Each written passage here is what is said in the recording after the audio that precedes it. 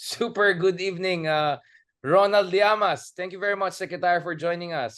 Good evening, Richard. Anytime, no? Kamusta yung iyong envoy from China? Yes, exactly.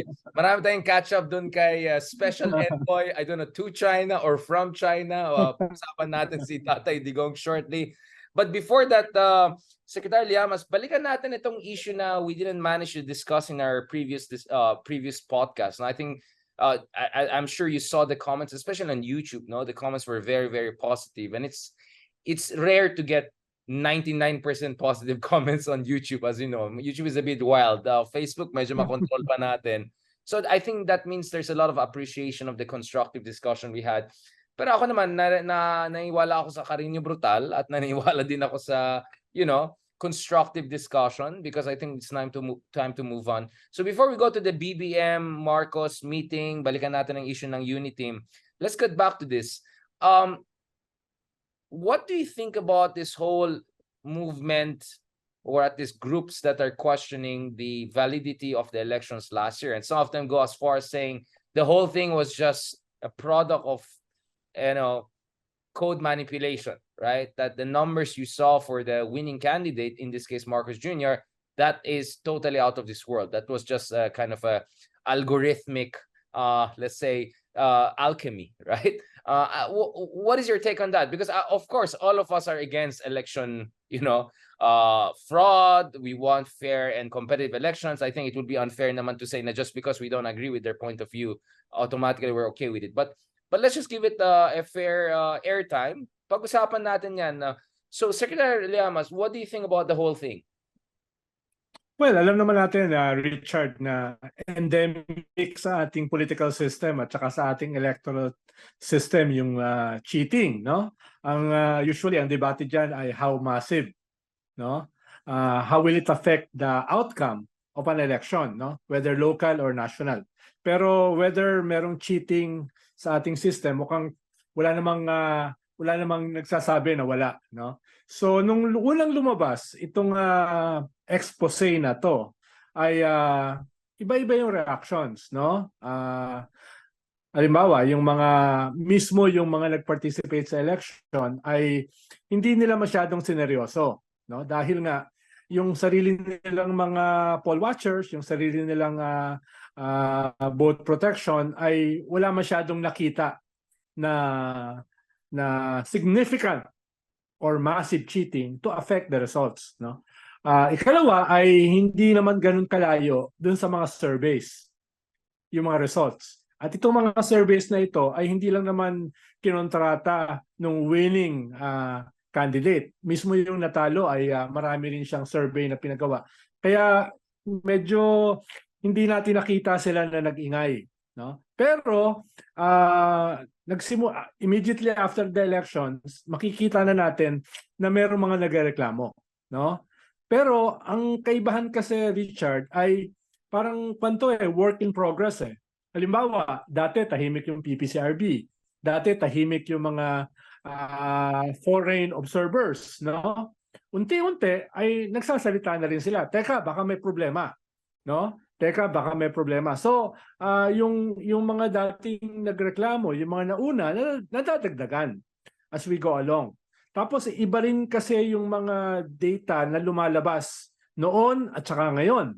Halimbawa, sabi ng ilang mga lawyers na very circumstantial yung mga nilabas.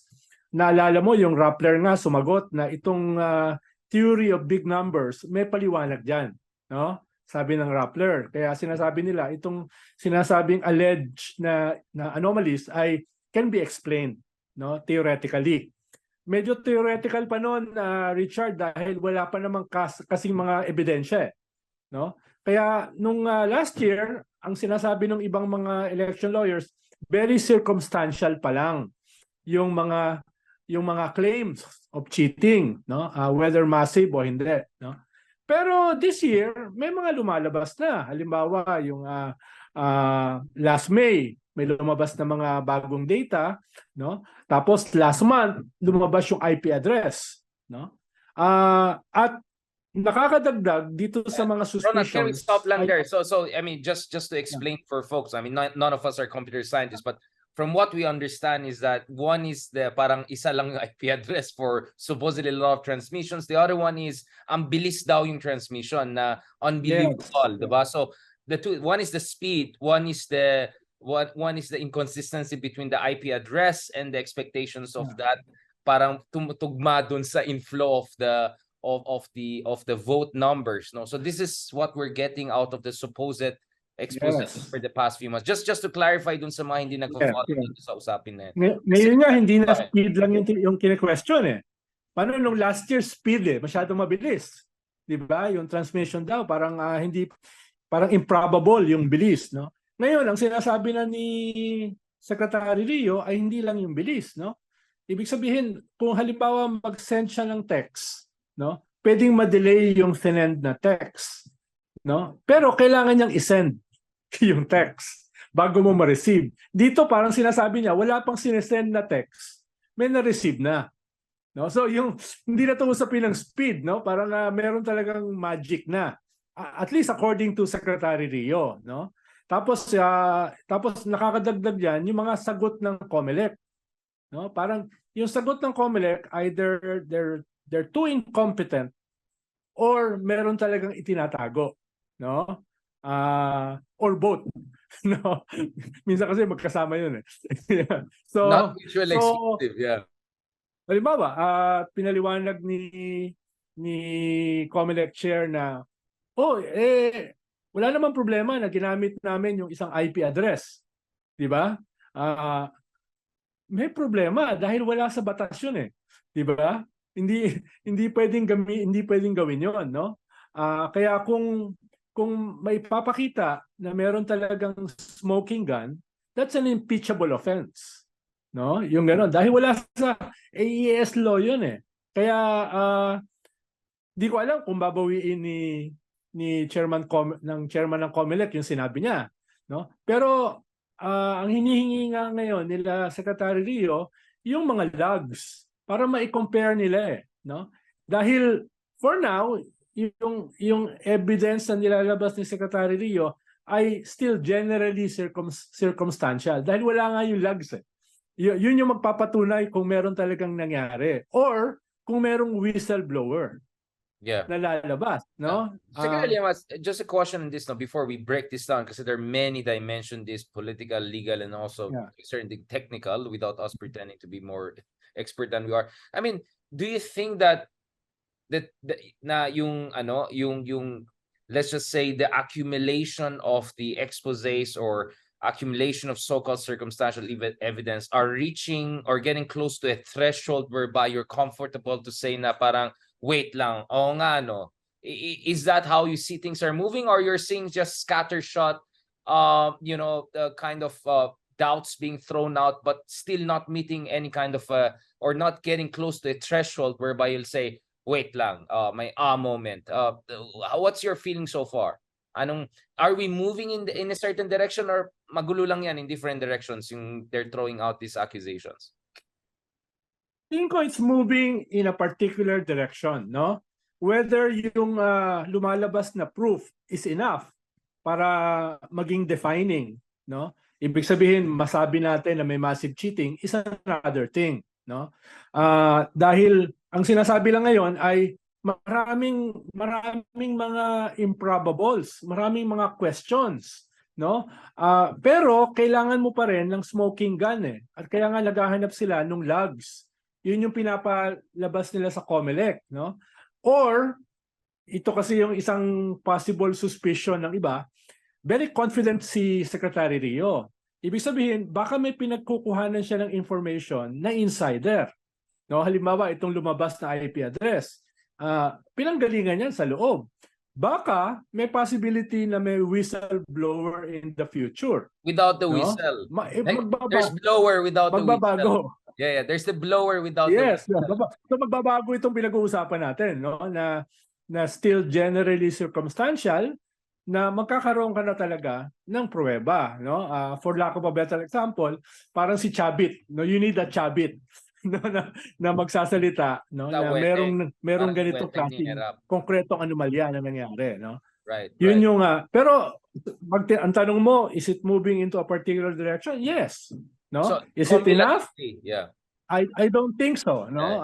Right. Baka hindi pa. Kaya nga ang hinihingi nila, may magfa-file sa Supreme Court o nakapag-file na to ask the Supreme Court to compel COMELEC to release the logs, no, ng mga telcos para maikumpara kung meron ba talagang anomalya na nangyayari at masettle once and for all itong mga improbables, no, na nire-raise nila Secretary Rio at nung kanyang mga IT team, no. Siyempre, hindi mo rin naman matatawaran yung alam ni Secretary Rio dahil dati siyang head ng DICT, no? Under the Ang Duterte dagdag ko ng tanong administration. dyan, Richard, ay may alam ba si Secretary Rio dun sa 2019 elections? Paano siya yung secretary ng Yun nga DICT like that's the thing, di nung ba? 2019 Secretary election? Liamas, that's the thing. I mean, we're not talking about the stalwart of the Liberal Party. We're not talking about the chief of staff of President Aquino. We're not talking about someone like you, for that matter, even, you know, having worked under reformist administration. We're not talking about the critic of the whole mark. We're talking about someone who was the DICT secretary, someone who was an electric engineering background, someone who was at the highest levels in the AFP with information on electronic warfare. So it's very hard to just dismiss General Rio, no? And so hindi mo matag na dilawan yan, di ba? I mean, we can say some quote-unquote dilawan are trying to feast on this, but General Rio's background is anything but, di ba? And I think that's why this has gained some traction, no? I mean, what is your understanding of General Rio? Do you think he's in kind of a messianic mode here? Is this his, I don't know, way of staying relevant, or what's going on here? What is your understanding, General Rio? Again, I'm just trying to play the devil's advocate here, no? Kasi this is a critical discourse. No, we're not here to do an echo chamber trying to, you know, make an argument for one side. I'm just throwing out what the critics could say here. Hindi ko sigurado dahil hindi ko naman siya personally kilala eh. No, hindi ko pa nga siya na-meet personally eh. No? Kaya wala akong masyadong basis para i-judge yung kanyang motives para dito, no? Wala rin akong psychosocial profiling niya. So hindi ko talaga alam. Ang alam ko lang ay halimbawa ng 2019 election ay isa siya sa mga in charge, no? Doon sa IT component ng election, no? Kaya nga ang isang tanong ko, meron bang nangyari noong 2019 na naka-feed sa kanyang motivation ngayon para sabihin na meron ngang nangyayari, no? Baka hindi kinakailangan tignan yung 2022 election in a vacuum. Baka meron siyang pinanggagalingan eh. I'm not sure. No, I'm not sure dahil hindi lang siya insider eh. Oo, hindi lang siya insider eh, no? Nandun siya sa gitna ng lahat ng ito eh. No? Kaya baka meron siyang pinanggagalingan na hindi ko pa sigurado dahil hindi ko nga siya kilala eh, no? Pero watching from a distance, nakikita ko na nag-i-evolve yung kanyang narrative at nag-unfold yung kanyang ebidensya, no? Nag-unfold. Sa ngayon, ang sinasabi niya, magsampa ng kaso sa Supreme Court para i-compel yung COMELEC na maglabas ng mga logs ng mga telcos, no? Para ibig sabihin, mismo sila Secretary Rio naghahanap pa ng smoking gun. Ibig sabihin naghahanap sila ng prima facie evidence. Ibig sabihin baka mismo sila hindi pa tanggap na kumpleto yung kanilang ebidensya. No? Kaya siguro yung aggrieved party, baka may striptease, paunti-unti nilalabas yung blower without the whistle. Yun nga, no? Yun, no? Ayaw ko lang sabihin dahil baka hindi politically correct eh. Yung striptease. Pero ikaw, kung manggagaling sa'yo, okay lang. Teaser. Sorry, sorry. I'm tired. Nag-drive ako ng matagal. Sorry. Let me pero gender neutral naman yun, di ba? Teaser. Ito ba yung teasers ba yung lumalabas dyan, if I can put it that way? Gamitin na natin, no? Talagang parang unti-unti may lumalabas eh. Kaya nga, sabi ko, parang may confidence na pinanggagalingan si Secretary Rio. Parang meron siyang source of information. At itong possible source of information niya ay unti-unting naglalabas ng ebidensya. No? Pero kailangan pa rin nila yung telco logs, no? Para maging aakuan. Yeah. Lalo na hindi maayos yung paliwanag ng COMELEC. Right. Thank you for that. So essentially what we're saying is that we're withholding judgment on motivations of Secretary Rio, but at the same time, it's easy to say that Secretary Rio is not, invested like in the opposition or anything like that. So therefore, there's every reason for us to just give the guy a benefit of the doubt, right? Let's just see where this goes. Yeah, So at least that's our exactly. provisional stance. Now, let's go to the next issue. The next issue is this.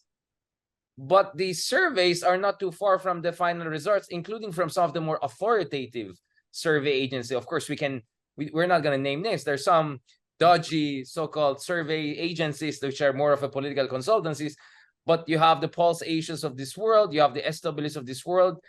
Whatever we saw from SWS and all that we saw from Pulse Asia is not too far from the final results, which raises another question, because this looks like you're saying not only yung COMELEC, but even the survey agencies were on some sort of conspiracy. For me, that's a little bit like, this is a little bit a big jump, right? Because the idea of questioning the results is nothing new. We saw that in 2016, the Marcos is doing it to Lenny, right? So any part of you'd say, well, baka quid pro quo yan ng iba.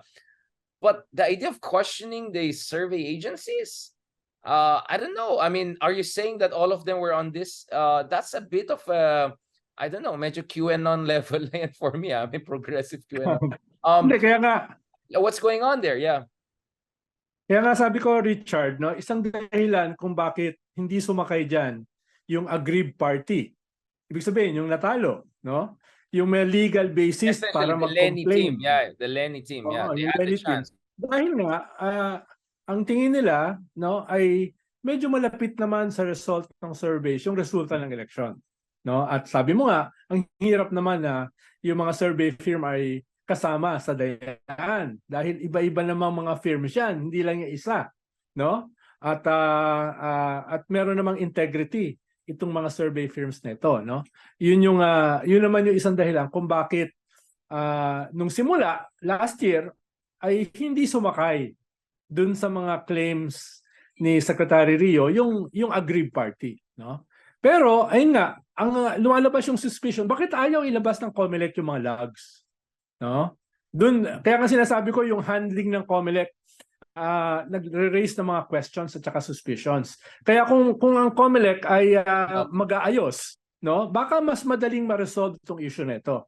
Yung COMELEC ay nagbubuho sila ng gasolina dun sa apoy no? By their incompetence or dun sa kanilang maling mga paliwanag.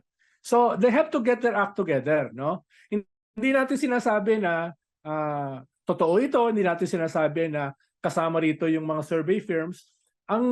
Kaya lumalawak yung conspiracy, kaya lumalawak yung suspicion ay dahil mali yung mga sagot ng COMELEC, no? At ayaw nila ilabas yung hinihinging ebidensya to finally prove na meron ba o walang cheating. No? Yung nagfo-foot dragging sila, ginagamit nila lahat para hindi maipakita yung mga logs, no? Kailangan mo pang pumunta sa Supreme Court to compel them. Bakit? No? Yun yung mga tanong, no? Sigurado naman ay hindi yung basihan natin dito hindi Google Trends, no? No, which was my next question, right? Like, okay, ganito Ronald. All my love to our friends in the survey agencies. Some of them have been my colleagues, especially one of them, at least when I was in LaSalle. I mean, you know who I'm talking about. So I personally can vouch for them, for their integrity. Ako naman, my only argument was, well, there was always the climate of fear, diba? That's why you're saying, that's why people will say, of course, Putin is popular, because if someone asks you over the phone, do you like Putin or do you want to go essentially to jail? You're going to say, I like Putin, right?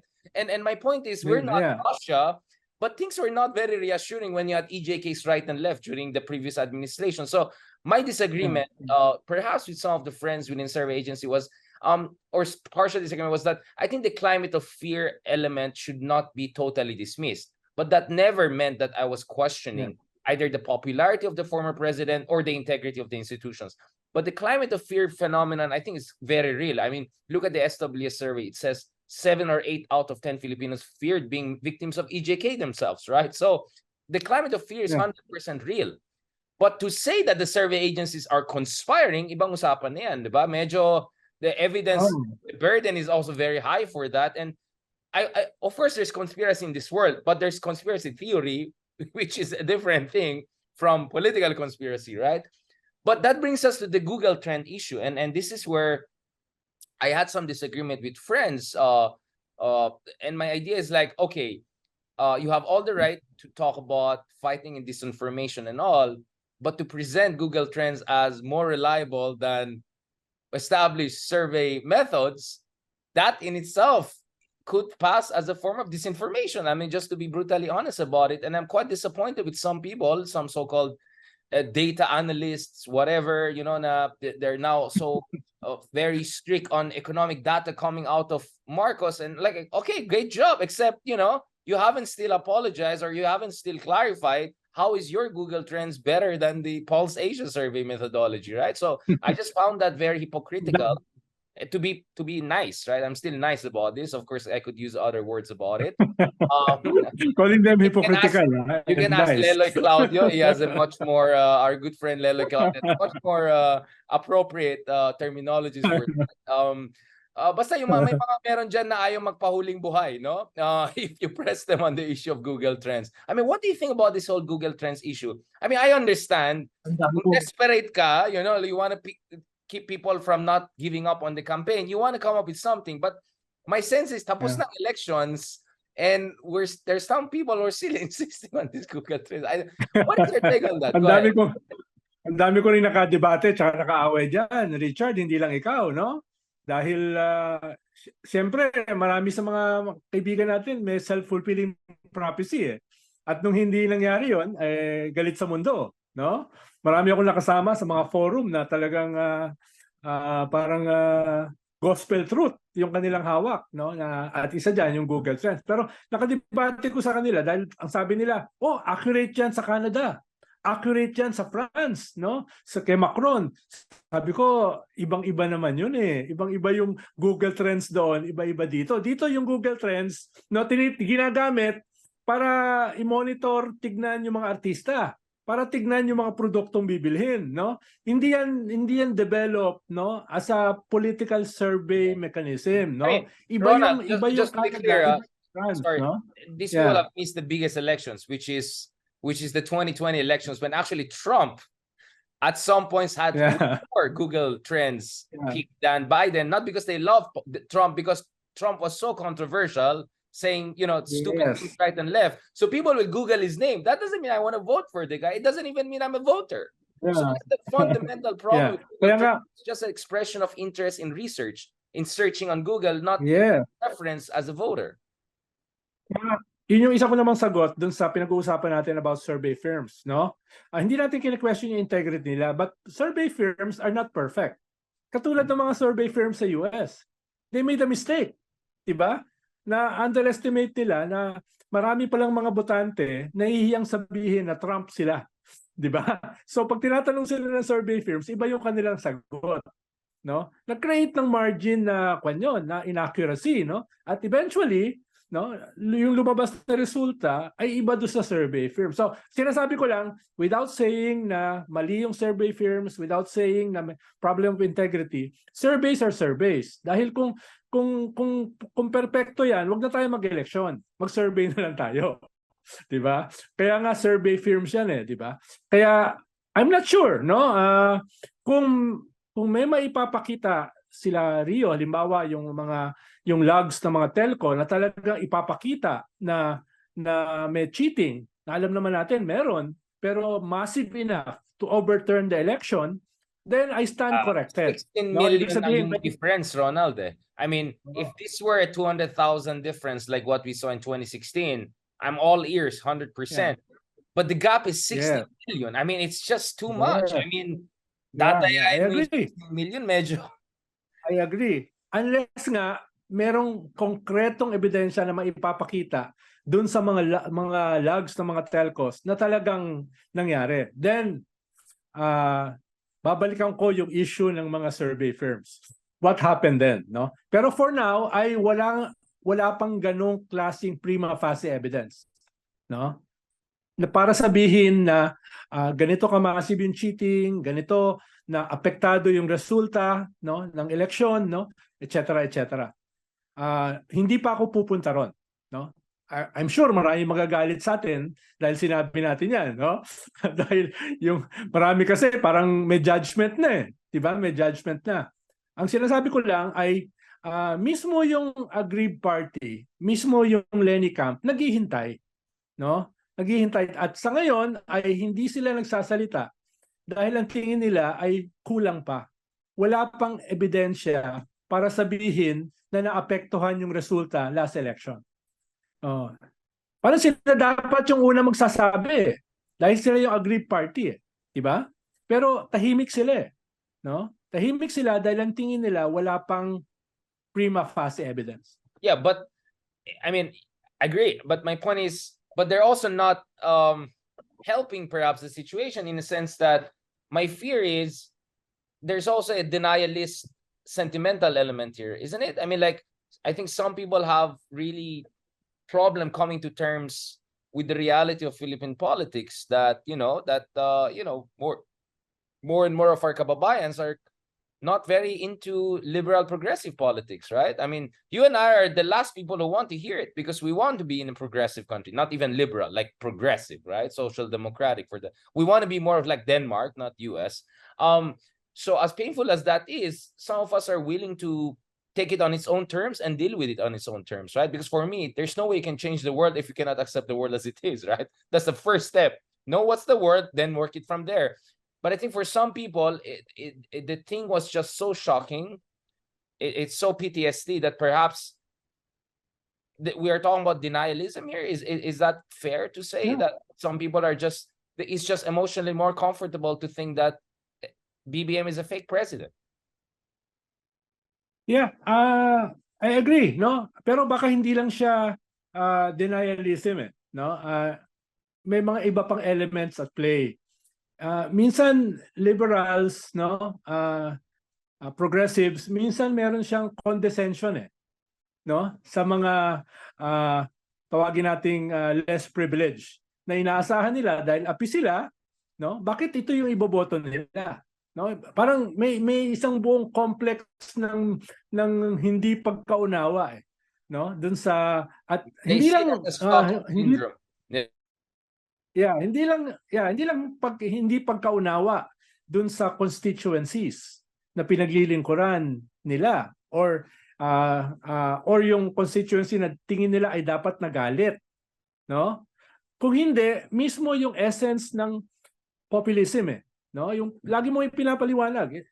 This is populism. This is the seductive element of populism or even authoritarianism. No, ito yung kanyang at ito yung weaknesses ng mga liberal democratic institutions na na-maximize nung ganitong klaseng populism, ganitong klaseng authoritarianism. So, medyo mahabang paliwanagan eh. No, yung denialism ay not enough. What I mean by denialism also is in two ways, right? One way is denying the appeal of authoritarian populism. Let's just call it the dark magic of authority. Yeah. But the other one is also denial of shortcomings of liberals, both when they were in power and also how they handled the campaign. I think anyone with a sound mind knows that the campaign was not carried in the best way. The communications was so magulo all over the place. The emphasis was more on honesty rather than husay, which is what all the data was saying.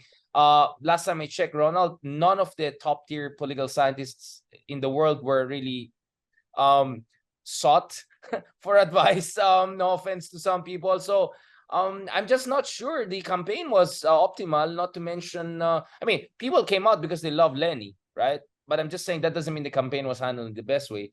But it's also about accepting the fact na nakakulang talaga. I mean, you were in the Aquino administration. You know your shortcomings, right? And I'm not saying this you were bad people. I'm just saying, I mean, natin maraming pagkakulang. I'm not talking about middle class people like you and I. I'm talking about for our less privileged brothers and sisters.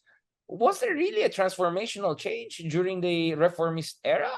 I'm not very sure about that. I mean, so I think denialism also internally, in denialism in terms of acceptance of their own shortcomings, whether it's a campaign, whether it's one of the reasons I'm doing this podcast is because I realize hindi sapat yung nagsusulat lang ako sa malalaking newspapers or sa TV channels because that's really not how you reach people. That just says you're someone important.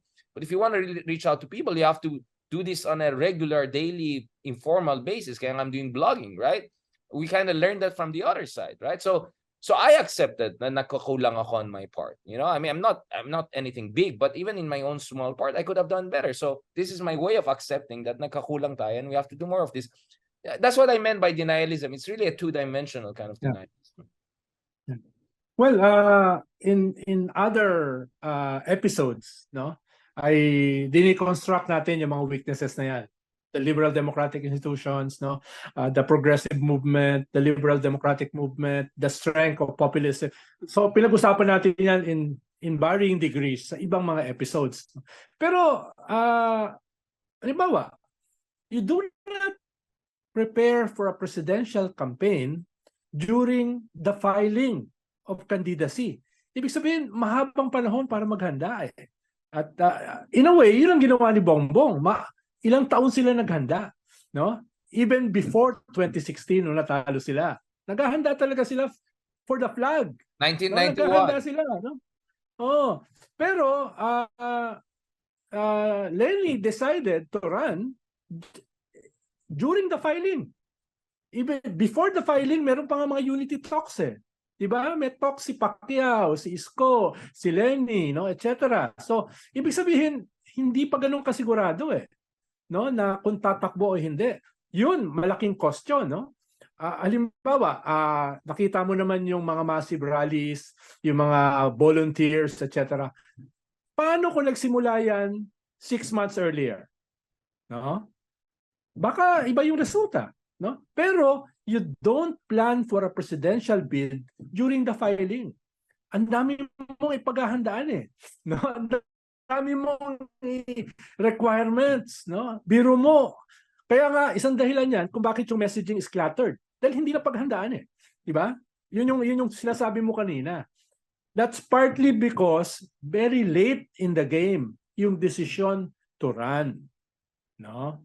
So, ibang usapin pa yung mga pinag-uusapan natin before, no? Yung weaknesses ng institutions, yung et cetera. So, ito very concrete. To that episode, you don't plan for a presidential bid during the filing. No. Thanks, Ronald, for mentioning that. Of course, our episodes are all interrelated. So for those who are interested, we will post the link to the previous episode so that you can check it on your own. Kasi ayaw naman ulitin na naman yan. So what we're saying here is not just kwentong barbero. Pinag-isipan namin na mabuti, very deeply, very emotionally, very intellectually for at least a year. So this is where I and Ronald are coming from. But again, Ronald, which brings me to the next issue. Why are we so obsessed about the transmission part where, for me, based on the evidence we know, the real cheating is really the vote buying part. It happened even before the vote was cast. For me, that's the real election cheating crisis. But for some reason, parang parang fatalistic na tayo, tanggap na lang natin na may vote buying. Kasi for me, Ronald, that's really we have many reports, international monitoring teams who said they saw it. Talamak talaga yung vote buying situation on the ground. For me, that's the real. That's the number. Like bago tayo pag-usapan itong technical transmission, IP address, we don't even need to get high tech. Just look at yung vote buying. That for me is the negation of democracy. So I am 100% for election transparency. I'm 100%. But for me, bago tayo mag next level, basics pa lang wala na tayo eh. Yun ang dapat focus natin, yung vote buying eh. I mean, what is your take on this, Ronald? I mean, given how deep their vote buying is, how did we get good presidents or reformist presidents in the past, at least? Like how bad is the situation that we can still win with a good can a good candidate win nowadays in the Philippines? I mean, in the past, you could argue Aquino won, and I don't think Aquino won because of massive vote buying. Lenny won in 2016. Vico won. So I can name many reformist folks who are not known as vote buyers, and they won. So, but the vote buying issue is still a serious problem, right? What is your take on this issue? Well, dahil una, parang normal na ang vote buying eh. Normal na ang political violence. So it has become the norm na hindi siya inire-raise as a defining issue sa election, no? Ikalawa, in spite of that, warlords, dynasties, no, cheating machineries, no, vote buying, alam naman natin na at particular moments sa ating political history ay pwede yang hindi maging decisive. Halimbawa, yung kinikwento ko nga, 92, no? Nangyari ang isang Miriam Defensor, no? Wala masyadong machinery, wala masyadong resources, nakuha niya yung imagination ng kabataan, she almost won. Sabi nga nila, And some nanalo would siya. say she really won. Yeah. Yeah, sabi ng iba, no? Tapos, alam naman natin si Erap is not a Miriam. Naging mayor yan, naging senador yan, naging vice president yan. And yet, nung tumakbo siya nung 98, wala rin siya masyadong machinery. Wala rin siya masyadong resources. Kumpara halimbawa sa kalaban niya na De Venecia, na chosen ng previous president si Ramos, no? And yet, nag-landslide siya, no? Si Erap. 2004, no? Biglang tumakbo si FPJ, no? Again, pero, some would say he really had won it, right? Yeah. Pero some are saying nanalo siya dahil nakita naman yung Garci tapes, no? Na talagang kung if that is not a prima facie evidence, I don't know what they're talking about, the margin na dadayain, di ba? At mismo yung presidente nag-sorry, no? Inadmit na ginawa niya yun, di ba? Pero si FPJ ay isa ring reluctant candidate. Di ba? Kinumbinsi siya ni Erap na tumakbo and he almost won. Ibig sabihin, kahit wala masyadong machinery, it can be done. At fast forward, si Pinoy. Di ba? Si Pinoy, of course, nandun yung pagkamatay ng mother niya, yung sympathy, nandyan, no? Pero wala rin siyang machinery, wala rin resources. No? The resources came late in the game, nung frontliner na siya. Diba? Yun yung kwan. We hate Digong for what he did. It's almost exactly the same, right? Almost exactly the same. Pero walang machinery. Yung partido niya, PDP Laban, iisa lang ang kongresista, si Bebot Alvarez, no? Pero nag-landslide siya, no? Ang sinasabi ko lang, yes, may massive cheating. That's part of the our system na para sa marami, normal na. And yet, it's not may mga moments na hindi yan sure ball. No, hindi yan sure ball na kwan, no. Kaya tingin ko may ganung element itong 2022. Dalawang narratives yung nagsama the Duterte and the Marcos, no? At all the weaknesses na pinag-uusapan natin kanina, no, ay nagkaroon ng confluence para dito sa resulta na the biggest margin in election history sa Pilipinas, no, nangyari. Ngayon, ang lumalabas itong suspicion, sabi ko nga, inuulit ko, Richard, dahil yung handling ng COMELEC, no, mali yung kanilang mga paliwanag, mali yung kanilang sagot, nag-i-instill ng suspicions, no? Kahit wala pa masyadong prima facie logs, no? Wala pang prima facie na pistol, no? Na dahil sa handling ng COMELEC, lumalawak, nagkakaroon ng credibility itong mga suspicions na ito, no? Pero then again, mismo sila Rio, sinasabi nila, we are asking the Supreme Court to compel COMELEC to release the logs. Ibig sabihin, mismo sila naghahanap pa ng prima facie evidence. Yes. Mismo sila, alam yung kanilang weakness pa. Yeah. No? Na basically ito ay circumstantial. We agree na we need more transparency and we need the COMELEC to give more reassurances, kasi parang their reassurances have not been as optimal. So yeah, we're on the same page. Ang akin lang yun lang if you were to accept that really the election was really just a result of algorithmic manipulation, then that means all the surveys were also manipulated. And therefore, like you can go on and on and on. It's the rabbit hole, right? But at the same time, I am halimbawa yung sinabi tungkol sa IP address. That's illegal. No, yung sinabi nila na may ginamit na IP address, no? Wala yun sa AES law, wala yun sa batas. So, ibig sabihin, ano yun? Tatanga-tanga ka lang na inamin mo, no? Yung gano'n na illegal, no? Or meron ka ba talagang pinagtatakpan, no? Yun yung sinasabi kong confluence of events which creates greater suspicion, no? Ronald, last point on this. I mean, for me, the question is, I mean, is this also a bit cynical of, giving them a taste of their own medicine because this is what they did for 6 years to Lenny? I mean, like, I think for some people, there's also that element of deja vu. Ay, ginawa nyo kay Lenny yan, so you got, ginusto niya yan, diba? I mean, kasi, the Marcos camp didn't help by attacking the integrity of Lenny's mandate for 6 years. But yun nga, but that fight was very, very close. But I want to end on this point when it comes to this part of our discussion. For me kasi, once nagsama si Sara and Marcos, parang imposible na talunin yan. That was just such a huge coalition and such a strong constellation of forces na parang feeling ko whatever Lenny did, no matter how prepared, no matter how good they're campaigning, parang this is my pass, no? to the Lenny camp. That was really for me the decisive. That sealed the deal. Until nagsama yung dalawa, I think the field was still open. Even if late si Lenny and all, I think she still had a chance. But that was really beyond her control.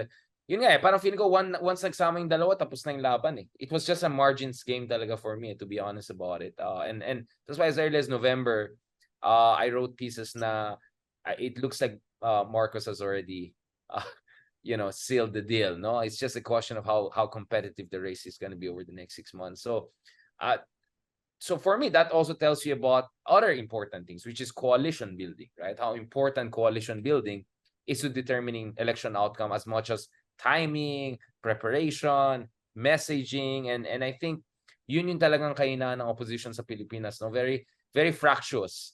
It's very, very difficult to build coalitions. Where is that coming from? The lack of coalition building culture.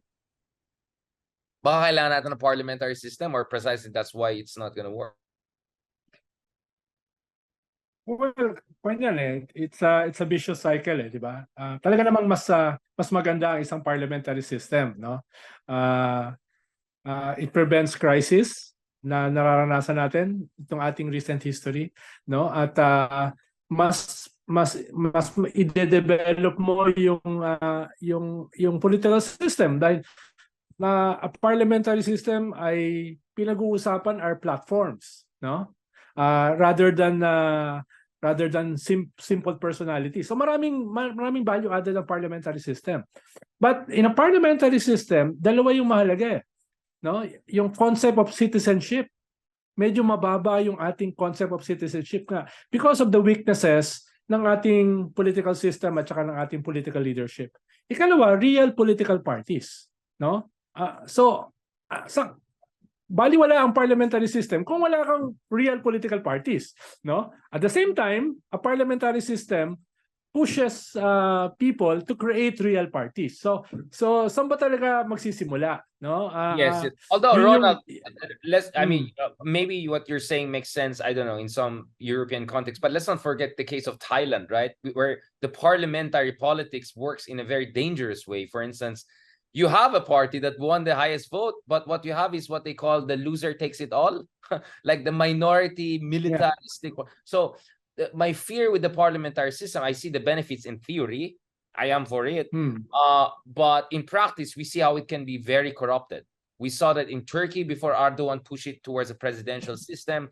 We saw it in Thailand. You can win the most votes, and then the losers can come together and trapo their way in, right? As we saw in the case of Thailand and PITA being denied it. So, like, my fear is we go parliamentary, mapipita tayo yung mga, assuming we make it as good as PITA, like winning elections, yung mga trapo, if they work it together, they can conspire against you. Kasi hindi nga siya presidential, it's just a parliamentary system. So, whoever can build the biggest coalition, then they can win over. Even if it's trapos who just one minority, they can just put it together. Next thing you know, they have a big enough plurality, if not majority. Kaya nga Richard, nung pinropose ni Duterte yung federal system, no? Which is maganda, di ba? Pero tumutol kami. Theory, yeah.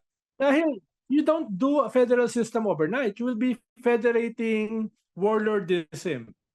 You will be federating poverty. You will be federating inequality. Ibig sabihin, before you shift to a federal system, may mga requirements yan, di ba? Ganon din sa parliamentary system. You don't do it overnight. Kaya anong pinropose yan Sequence.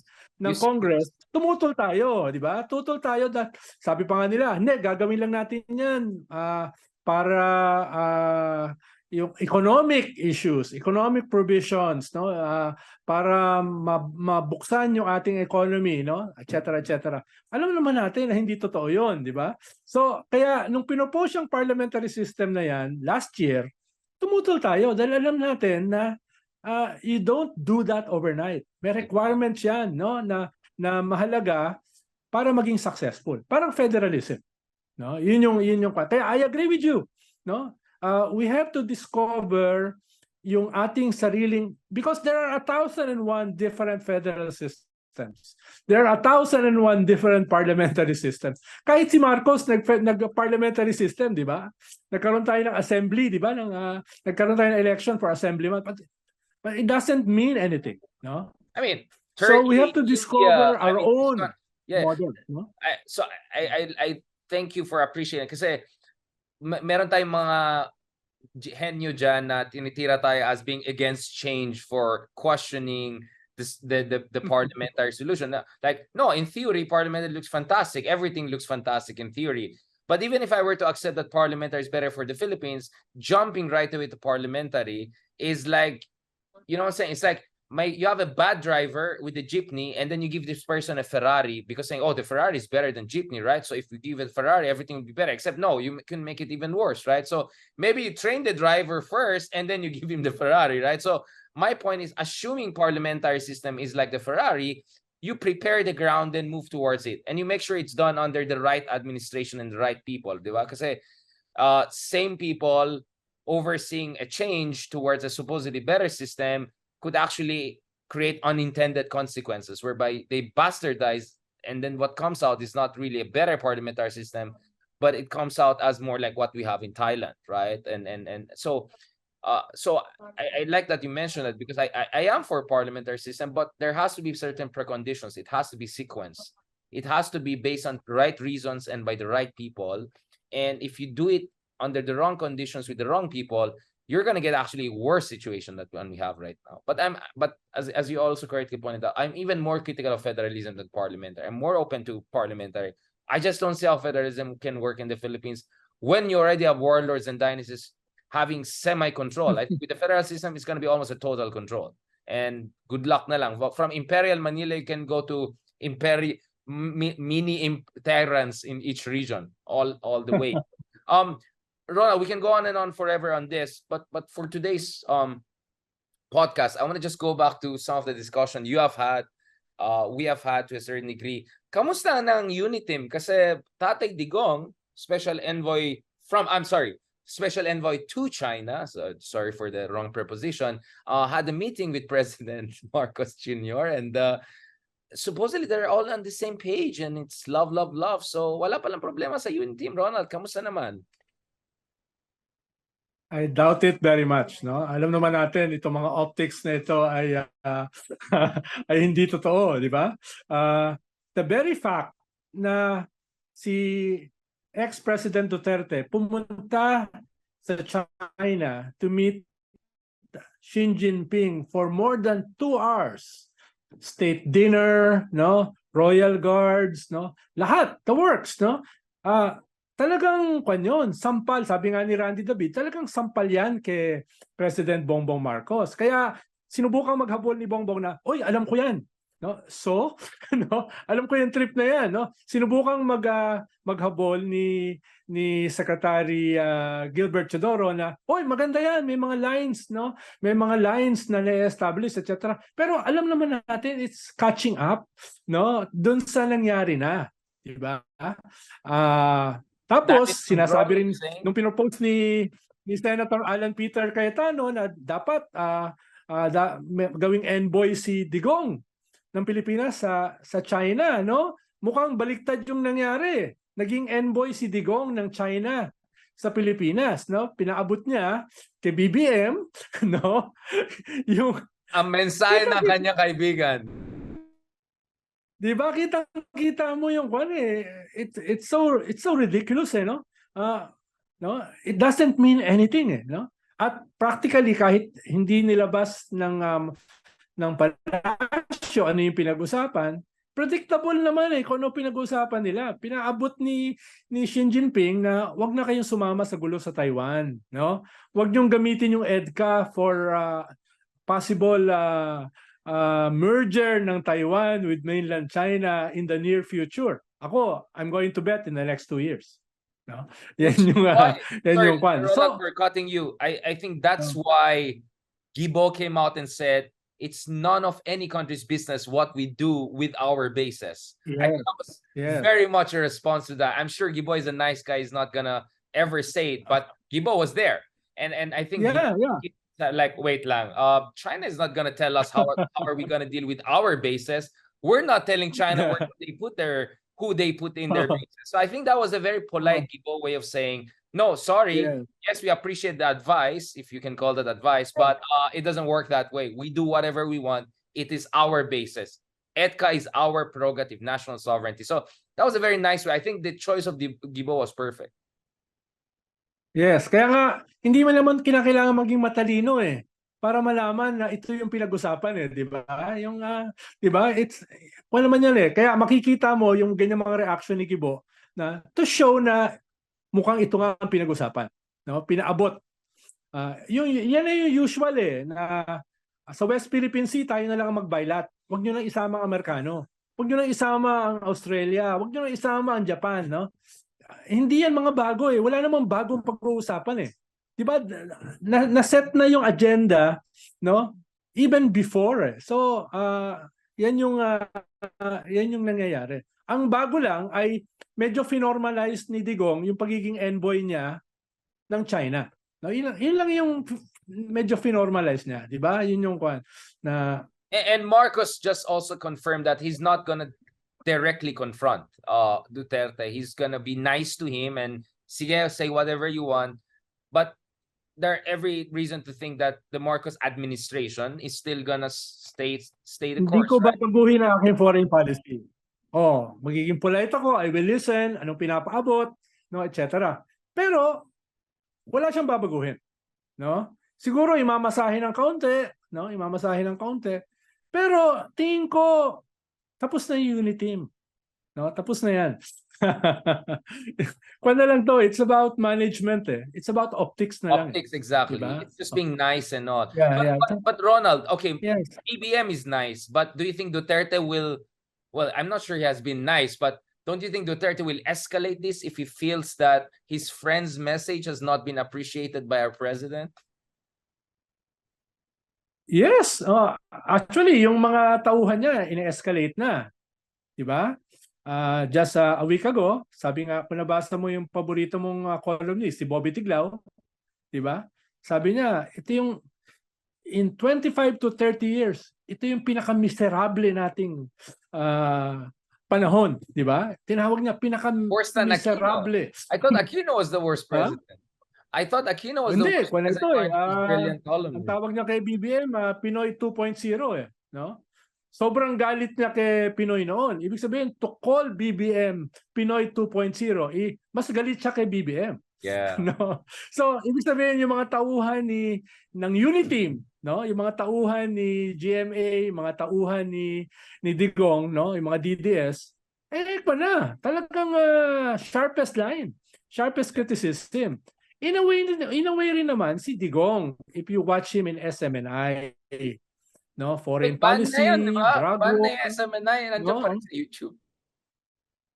Pagtsagaan mo manood to enjoy yourself, no? Pero magdala ka ng brandy tsaka cigars. No, I watched Tatay Digong. I watched Tatay Digong as I do because I have no choice. It's my job. I have to quote the guy. But last time I checked, nila na relaunch nila or something like that. No, I mean for me, maybe I agree with Tiglao. No, I mean I said, if you look at foreign policy of BBM, it's 80% Aquino, 20% Digong. I mean, I did it the Deng Xiaoping way of explaining the Mao legacy, right? I have this 80-20 way. So I don't have a disagreement with him. I think he is indeed more Aquino than Duterte, to put it mildly. So what you're saying is that we're seeing the last embers of the unity team, whereby BBM is just being nice and say, yes, sir, noted, but at least obvious na where Duterte stands in the greater scheme of things, no? And it looks like Gibo, the PBM, US, none of them are in the mood to change course. And that's gonna put them on a collision course eventually, right? Yeah. Actually, tingin ko malaking element ng bisita ni Digong sa China ay statement ng China that this is our man in Manila, no? Or Bubuhusan Davao. namin ng tulong ang PDP laban, no? Lalo na going to the midterms. Tingin ko yun yung unsaid, no? Tingin ko ganun na yung labanan dito.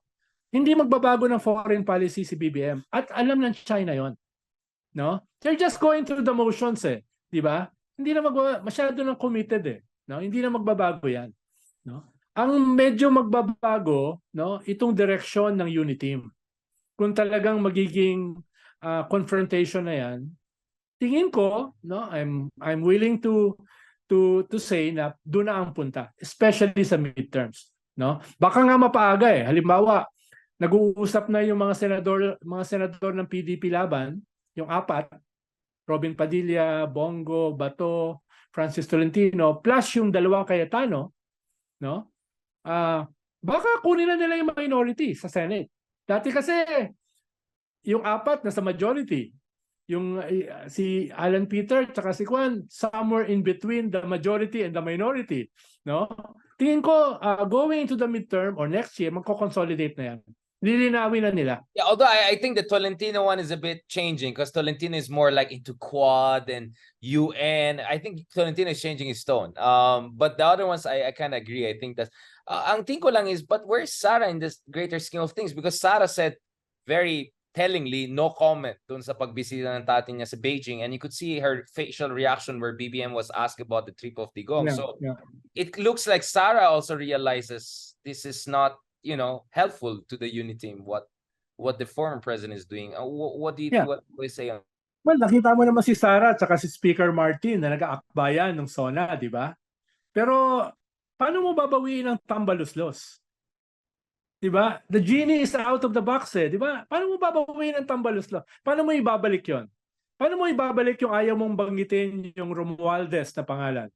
Yung Romualdez na apelyido, di ba? Paano mo, parang Voldemort si Speaker Martin Romualdez, he who cannot be named, no? So, ang hirap ibalik noon kahit kunyari akbay-akbay sila, di ba? Pero nagsisimula na si Sara, for the first time, meron siyang public pronouncement na palayo sa foreign policy ni BBM. Although hindi pa ganun ka-definite. Nung binanatan niya yung Afghan refugees, di ba? Yeah. Yun yung first na public na pagdistansya niya, no? Hindi pa siya full-blown pero nakikita mo saan siya papunta. Diba? Sabagay, si Aimee rin naman, binanatan yung Afghan refugees, no? Pero yun yung first na public na pag-differentiate ni Sara sa BBM, no? Tingin ko magpapatuloy yan. Yung ganyang klaseng last point, again, I'm just trying to play devil's advocate here. Don't you think that baka wishful thinking yan? Because they always say, what keeps the right together is shared interest. While what keeps the left away from each other is a competing interpretation of it's idealism, right? Idealism divides the left. Shared interest keeps the conservatives and right together. I mean, at the end of the day, both Sara and BBM have an interest in not falling apart before 2028, right? I mean, aren't we being wishful thinkers here by saying, baka, I'm just saying that actually nagulat. Yeah, actually, Richard, nagulat ako na nangyari ngayon.